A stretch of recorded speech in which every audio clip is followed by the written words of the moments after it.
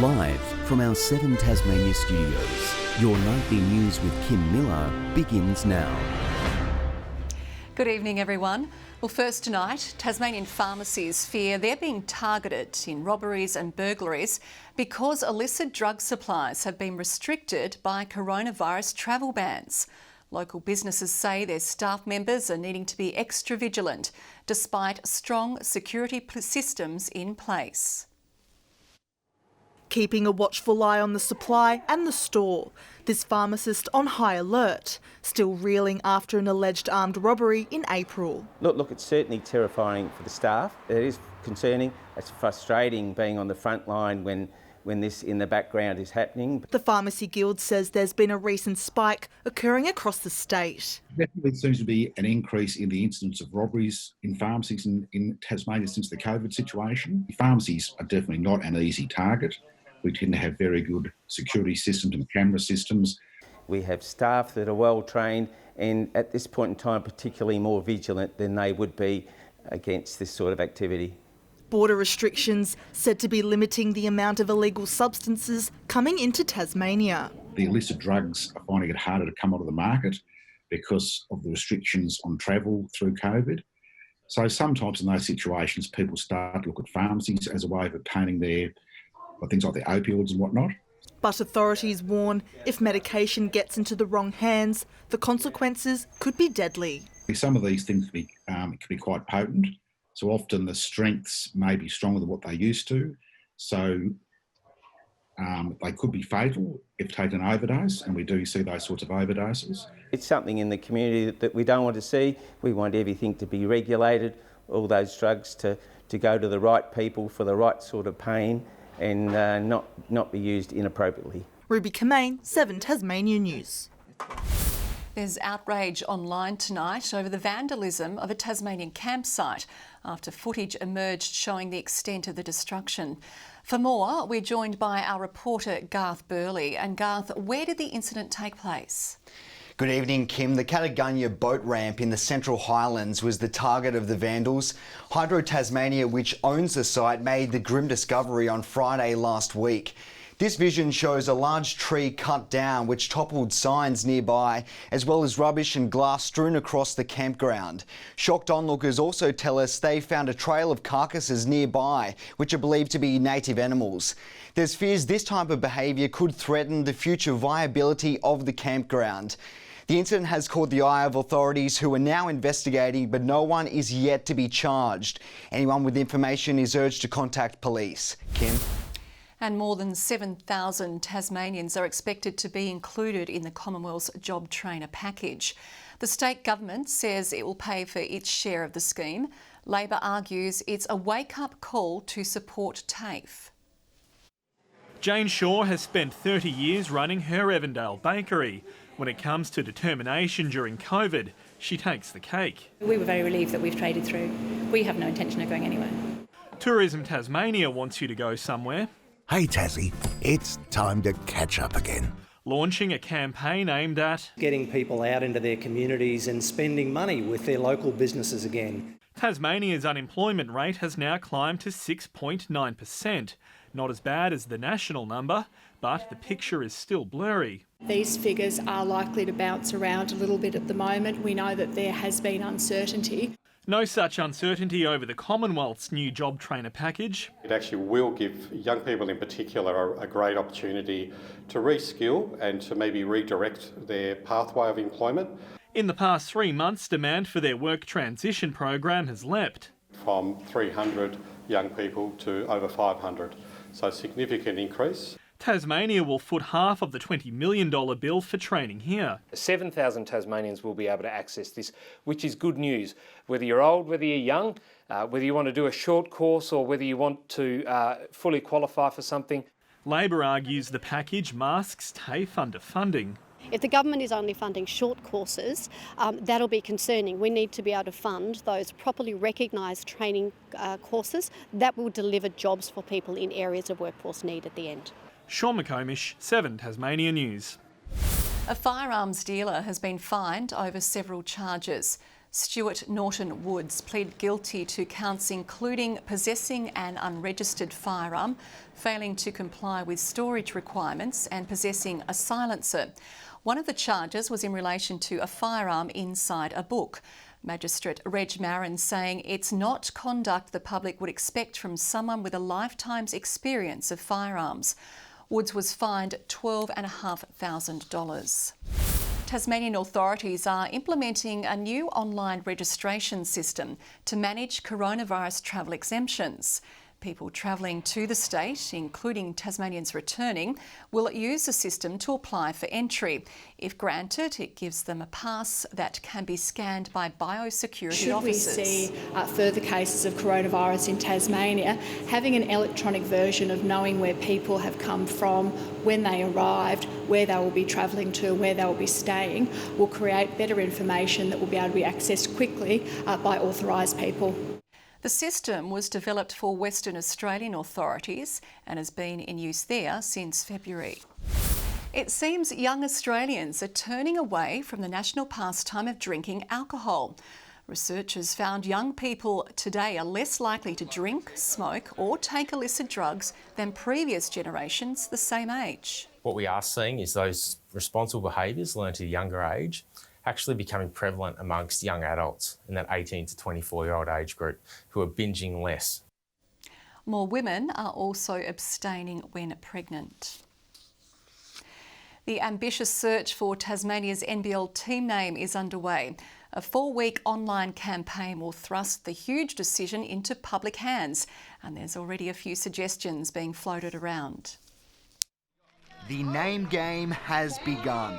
I look forward to seeing what names come forward. It's going to be an exciting 4 weeks. A crowdsourced campaign to fill in the blanks of the state's NBL future, and the criteria is simple. Let's choose something that's unique to Tasmania and something that all Tasmania can get behind and be proud of the name.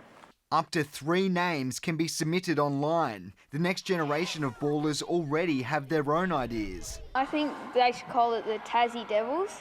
Just to have the same name as the original team that was in Tassie that played. One problem, that name has already been trademarked as part of the state's AFL push. Maybe Tassie Tigers. Unfortunately, the cricket side has that locked away too. What about the adults? Oh, I've always said the Jack Jumpers. Tassie Jack Jumpers set our deck up as the anthill out there out at the deck.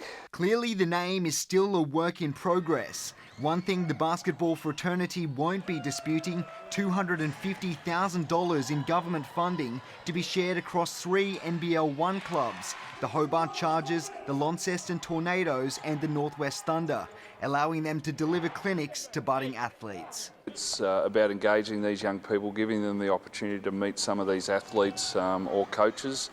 Garth Burley, 7 Tasmanian News. Documents have revealed De Pipwe was considering restricting Tasmania's duck hunting season out of concern for the migrating population.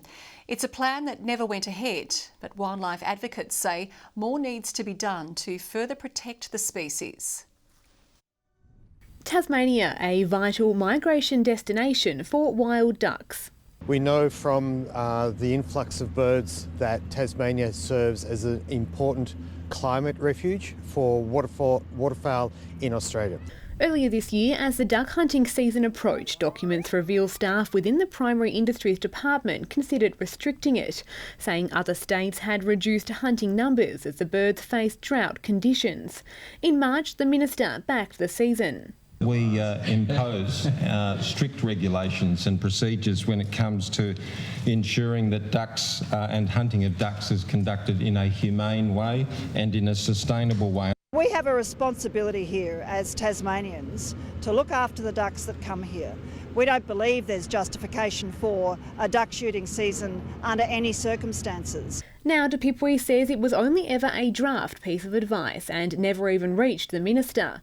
The secretary saying it was only under development, with later survey results showing no significant decline in numbers for 2020. This was a decision made by the Secretary of that department, made on advice to him with more contemporary data that was provided. To claim that the species are being managed, shot sustainably, is impossible to verify. We need to see those data released. In the 2019 season, hunters shot around 49,000 ducks. Michelle Wisby, 7 Tasmania News. After blowing out the cobwebs in round 1, both teams in this weekend's TSL Northern Derby will have full-strength squads at their disposal. Launceston is also bolstered by a club favourite returning from the NTFA. After guiding the East Coast Swans to premiership success, Michael Musica signed with his old club Launceston at the end of last year, but a lingering suspension from his NTFA days kept him out of round 1. He isn't the only inclusion giving Mitch Thorpe a selection headache. Jack Tuddy will come back in, he's our best young defender, so there's some tough decisions to make at selection tonight. Jake Smith is likely to get the job on North forward Brad Cox-Goodger after racking up 14 touches against the Pies. There are some sore bodies after the first hit out, but injuries are at a minimum. There was some lethargic boys at half-time, but we put a big pre-season in and probably that's what helped us in the second half. We ran out the game really strongly. Taylor Whitford says North Launceston's 4 NTFA recruits loved returning to the big league. They were super enthusiastic and made every contest. They were just a little bit rusty. I thought Corey Nankervis was really good behind the footy, took some really good marks and intercepted quite well. Whitford won't say who's lining up on Mitch Thorpe. Mitch Thorpe won't say where he's even playing. Are you playing left forward this week? Potentially. Are you playing back this week? Potentially. We'll have to wait and see. Tom Johnson, 7 Tasmania News. The dream of playing professional basketball has become a reality for a 24-year-old Tasmanian. Hobart's Tanner Krebs has been signed by NBL side the Brisbane Bullets on a 2-year deal. It's been just weeks since the young gun returned home after a lengthy stint in college basketball. The shooting guard says he's super keen to join his new side. I think it was the best opportunity for me to go play and immediately have an impact in my first year. So that was another reason why I chose Brisbane. Krebs is excited about moving to the Sunshine State and beginning pre-season training. Cricket Australia is pushing ahead with tentative plans for a limited overs tour of the UK in September. A 26-man squad has been finalised, but there's no guarantee the tour will go ahead. 3 Tasmanians have been named: Ben McDermott, Riley Meredith and Matthew Wade. To local soccer, the Women's Super League will make its return to the pitch this weekend. The Clarence Zebras are again the favourite to take out the title in the shortened competition, but the Olympia Warriors say they shouldn't be underestimated. The side was runner-up last year and is hungry to make a statement in Game 1 against South Hobart on Sunday. I think we're ready to give the whole season a bit of a surprise because it has seemed to be a bit more of a Clarence Zebras is going to win this year by a lot, so we're just really keen to get out there and make a statement on the pitch.